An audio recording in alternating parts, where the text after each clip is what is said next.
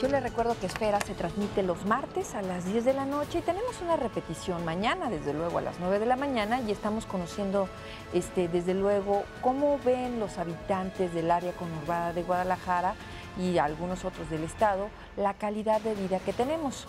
Hoy hay que hablarlo, pues esto de la calidad de vida es más importante. En la educación, David, ¿cómo andamos? Bueno, son 16 temas los que observamos, que los agrupamos en 3 grandes dimensiones de acuerdo, digamos, como a su naturaleza o sus principales características. Son 3 grandes dimensiones.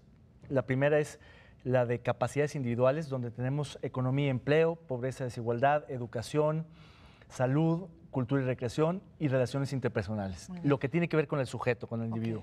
La segunda dimensión es la del entorno urbano, en donde encontramos los componentes de desarrollo e infraestructura urbanas, vivienda, movilidad, medio ambiente y espacio público. Y la tercera dimensión es la que le llamamos el contexto institucional, donde encontramos los componentes de gobierno, servicios públicos, seguridad y justicia, ciudadanía, y hemos agregado un nuevo componente que apenas vamos a empezar a observar, pero que nos parece muy importante, que es el de tecnologías y comunicación, obviamente medios, que también es parte de la calidad de vida. Y en ese sentido, pues lo que hicimos fue dividir el propio libro. El libro está estructurado en 16 capítulos, los 15 componentes que mencioné, más uno general de calidad de vida. Y para cada uno de ellos, hoy hubo un presentador particular. No fuimos nosotros en el equipo, no fui yo tu servidor, sino estas personas quienes fueron presentando uno a uno durante 3, 4 minutitos cada uno de esos temas. Ahora, en este sentido, alguna vez decía Kapuczynski, cuando él viajaba se fijaba en 3 aspectos para saber sobre la calidad de vida. Y decía, yo me fijo en el nivel de la educación, en cómo se encuentran sus kioscos y qué venden en los kioscos de periódicos. Y me decía, ¿y qué tantos? Ojo, era muy importante para él, centros de atención de salud había. Claro. Entonces, en educación en Jalisco, ¿estamos muy jodidos o estamos bien? Yo diría que estamos más o menos regular. Hoy decía Germán Treviño, el expositor de este tema, que es un estudioso de la educación, está a punto de graduarse en esta especialidad, que hay datos que sobre todo son muy preocupantes en el largo plazo. Y hay algunos indicadores muy contundentes. Por ejemplo, solo el 52%, es decir, apenas poco más de la mitad de los jóvenes entre 16 y 18 años estudia. Los demás no estudian. De los que sí estudian... Y nos quejamos de las pandillas ahorita, pues ahí está la respuesta. Claro, hay muchos muchachos que no están estudiando. Y de los que sí terminan su bachillerato, muy pocos pueden ingresar a la educación superior, porque la demanda de educación superior es por mucho superior a la oferta educativa superior. Y en ese sentido, pues hay muchísimos rechazados año con año, como lo vemos en los medios de comunicación. Pero además hay datos que me parecen muy alarmantes. El 41% del presupuesto del gobierno del Estado, casi la mitad pues, se destina al gasto educativo. Y de ese 100% que se destina a inversión en educación, el 98% es en gasto corriente, pagos de luz y salarios al magisterio. Es decir, el margen de inversión que le queda al Ejecutivo, al gobernador, es mínimo. Prácticamente todos son sueldos y salarios. No hay para infraestructura, no hay para crecimiento de capacidades para equipamiento, para renovación de tecnologías, para capacitación de docentes. Todo se va casi a gasto de salarios. Y es el 40% del presupuesto del Estado. Es muchísimo. Y sin embargo no tenemos margen de maniobra. Otro dato interesante es que el 63% de la población de 15 años y más no tiene bachillerato. Hay muchos adultos en México y en Jalisco que no tienen educación. El analfabetismo de los grandes, de los adultos, no solo de los adultos mayores, es muy importante y ese implica un rezago muy fuerte.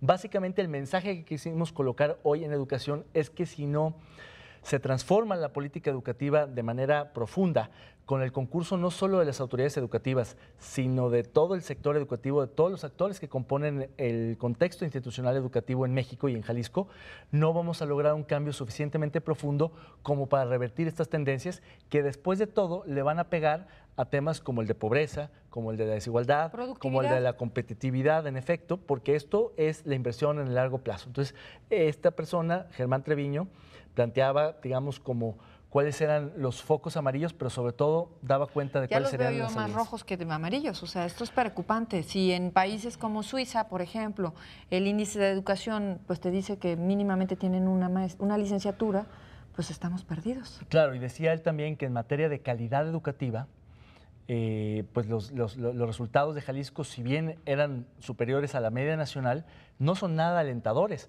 porque no podemos estarnos solamente comparando con Michoacán, donde hay muchas protestas en el sector educativo, sino tendremos que estarnos comparando con ciudades, federal. No solo con el Distrito Federal, sino también con Los Ángeles, con Cali, con Lima, ¿no?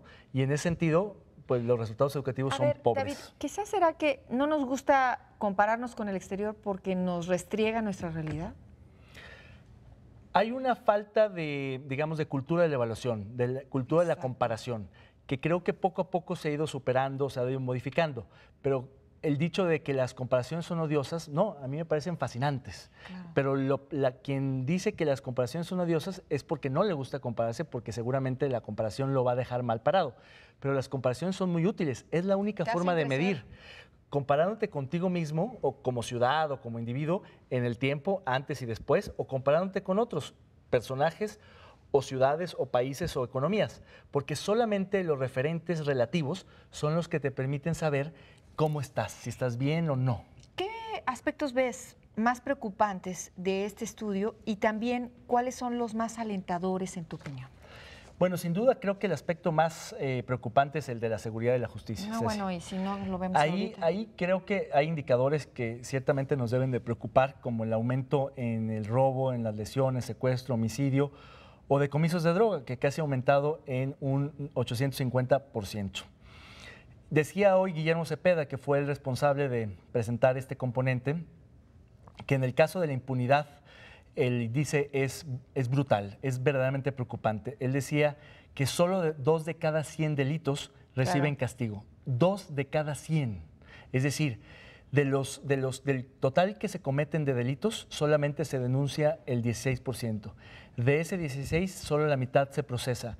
De esa mitad, una fracción recibe una sentencia y apenas una mínima parte es castigada. De ahí que de 100 delitos que se cometen en el estado de Jalisco hoy, únicamente 2 sean castigados. No, o sea, esto está terrible. El nivel y vemos que hay un clima de inseguridad en el sentido de cómo percibe la población las calles, la colonia, la ciudad.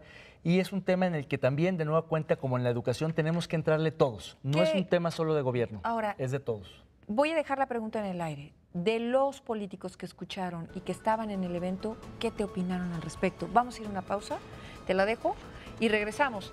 No le cambie de canal, quédese con nosotros, el tema está muy interesante.